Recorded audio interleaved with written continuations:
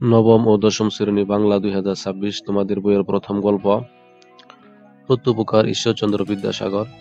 চলো এই বিদ্যাসাগর সম্পর্কে কিছু জেনে নেই, তারপরে আমরা গুরুত্বপূর্ণ এমসিকিউ প্রশ্ন দেখব। ঈশ্বরচন্দ্র বিদ্যাসাগর 26শে সেপ্টেম্বর 1820 খ্রিস্টাব্দে পশ্চিমবঙ্গের মেদিনীপুর জেলায় বীরসিংহ গ্রামে জন্মগ্রহণ করেন। তার প্রকৃত নাম ঈশ্বরচন্দ্র বন্দ্যোপাধ্যায়। তিনি কলকাতা সংস্কৃত কলেজের ছাত্র ছিলেন এবং সংস্কৃত ও ইংরেজি ভাষায় অসাধারণ পাণ্ডিত্য অর্জন করেন। দানশীলতার জন্য তিনি দয়ার সাগর নামে পরিচিত। তাহলে তিনি কি নামে পরিচিত ছিল? দয়ার সাগর নামে। তিনি ছিলেন পণ্ডিত, শিক্ষাবিদ, সমাজ সংস্কারক ও খ্যাতনামা লেখক। বাংলা গদ্য বিকাশে তার অবদান অতুলনীয়।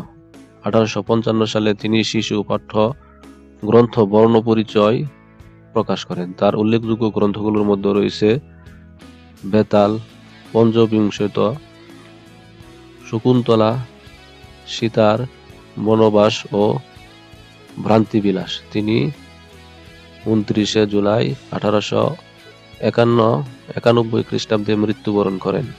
এখন চলো আমরা গুরুত্বপূর্ণ এমসিকিউ প্রশ্ন দেখি। 1 নম্বরে বলতেছে আলী ইবনে আব্বাস কার প্রিয় পাত্র ছিলেন? উত্তর হলো মামুন। 2 নম্বর, গল্পের শুরুতে এক ব্যক্তিকে কি অবস্থায় খলিফার সামনে আনা হয়? উত্তর হলো ছোট গ, হস্তপদবন্ধ অবস্থায়। 3 নম্বরে, খলিফা আলী ইবনে আব্বাসকে কি নির্দেশ দেন? উত্তর হলো ছোট গ, লোকটিকে রুদ্ধ করে রাখতে। 4 নম্বরে বলতেছে বন্দী ব্যক্তির জন্মস্থান কোথায়? উত্তর হইল ডেমাস্ক। পরে বলতেছে 5 নম্বরে, ডেমাস্কাসের কোন অংশে বন্দির বাস ছিল? উত্তর হইল ছোট গ, বৃহৎ মসজিদের নিকটে। 6 নম্বরে, আলী ইবনে আব্বাস ডেমাস্কাকে কেন বিশেষভাবে ভালোবাসতেন? উত্তর হলো সেখানে তার প্রাণ রক্ষা হয়েছিল। 7 নম্বরে বলতেছে আলী ইবনে আব্বাস কেন ডেমাস্কাসে গিয়েছিলেন? উত্তর হলো নতুন শাসনকর্তার সঙ্গে। 8 নম্বরে বলতেছে আলী ইবনে আব্বাস কোথায় আশ্রয় নিয়েছিলেন? উত্তর হলো এক সম্ভ্রান্ত ব্যক্তির বাড়িতে। 9 নম্বর, আশ্রয়দাতা আলী ইবনে আব্বাসকে কতদিন আশ্রয় দিয়েছিলেন? 1 মাস। 10 নম্বরে বলতেছে আলী ইবনে আব্বাসের কাছে কিসের অভাব ছিল? উত্তর হইল অর্থের। 11 নম্বর, আশ্রয়দাতা আলী ইবনে আব্বাসকে কি উপহার দেন? উত্তর হলো একটি ঘর, একটি অশ্ব, একটি স্বর্ণ মুদ্রার থলি, সব কয়টি? উত্তর হলো সব কয়টি। তারপরে 12 নম্বর বলতেছে আশ্রয়দাতা আলী ইবনে আব্বাসকে কোথায় যেতে সাহায্য করেন? উত্তর হইল বাগদাদ। 13 নম্বর, বন্দী ব্যক্তি আসলে কে ছিলেন? উত্তর হলো আলীর আশ্রয়দাতা। 14 নম্বর, বন্দীকে চিনে আলী ইবনে আব্বাস কি করেন? আলিঙ্গন করেন। 15 নম্বরে বলতেছে বন্দী কেন খলিফার কূপে পড়েন? উত্তর হলো ঈশ্বরবশত মিথ্যা অভিযোগে। 16 নম্বর, বন্দী আলীর কাছে কি অনুরোধ করেন? উত্তর হলো খ নাম্বার, পরিবারকে সংবাদ দিতে। 17 নম্বরে বলতেছে আলী ইবনে আব্বাস বন্দীকে কি দিতে চান? উত্তর হলো ছোট গ, সহস্র স্বর্ণ মুদ্রা। তারপর হলো 18 নম্বর, বন্দী কেন পলাতে রাজি হন নাই? উত্তর হলো ছোট গ, কৃতজ্ঞতার জন্য।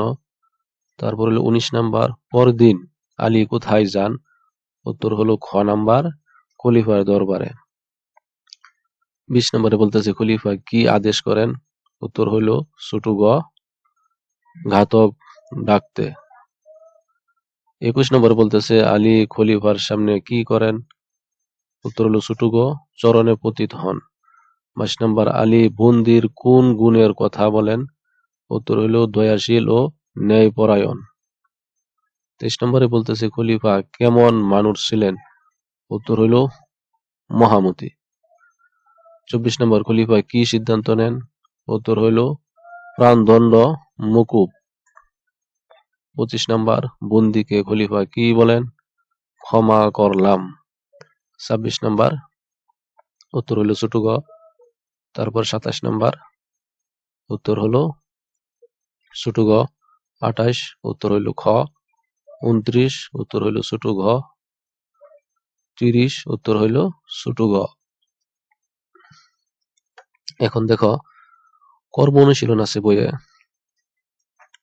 1 নম্বরে বলতেছে, কোন ব্যক্তি তার উপকারী উপকার করেছেন এমন একটি ঘটনা লিখো। তাহলে এইভাবে আমরা লিখতে পারি, একজন দরিদ্র ছাত্রকে এক শিক্ষক বিনা পরিশ্রমকে। আর দেখো তোমাদের বইয়ে কর্ম অনুশীলন আছে 2টি। প্রথমটিতে বলতেছে, কোন ব্যক্তি তার উপকারীর উপকার করেছে এমন একটি ঘটনা লিখো। ঘটনাটা এরকম ভাবে লিখে দিয়েছে, এরকম ভাবে লিখলেই চলবে। একজন দরিদ্র ছাত্রকে এক শিক্ষক বিনা পারিশ্রমিকে পড়াশোনা করতেন এবং পরীক্ষার ফি জোগাড় করে দিতেন। ছাত্রটি বড় হয়ে একজন ডাক্তার হয়। পরে জানতে পারে সেই শিক্ষক গুরুতর অসুস্থ এবং চিকিৎসার সামর্থ্য নেই। তখন সে নিজের দায়িত্ব শিক্ষককে হাসপাতালে ভর্তি করে উন্নত চিকিৎসার ব্যবস্থা করে দেয়। এভাবে ছাত্রটি তার উপকারীর উপকার করে কৃতজ্ঞতার পরিচয় দিয়ে থাকে। তারপরে প্রশ্নটি দেখি, উপকারীর উপকার না করে অপকার করেছে এমন একটি ঘটনা লিখো। এভাবে লিখবে, একজন ব্যবসায়ী তার কর্মচারীকে কাজ শিখিয়ে দক্ষ করে তোলে এবং কঠিন সময়ে আর্থিক সাহায্য করে। পরে সেই কর্মচারী সুযোগ পেয়ে ব্যবসায়ীর গোপন তথ্য ফাঁস করে প্রতিদ্বন্দ্বী প্রতিষ্ঠানে যোগ দেয়। এর ফলে ব্যবসায়ীর বড় ক্ষতির সম্মুখীন হয়। এই ঘটনার উপকারীর উপকার না করে অপকার করার দৃষ্টান্ত।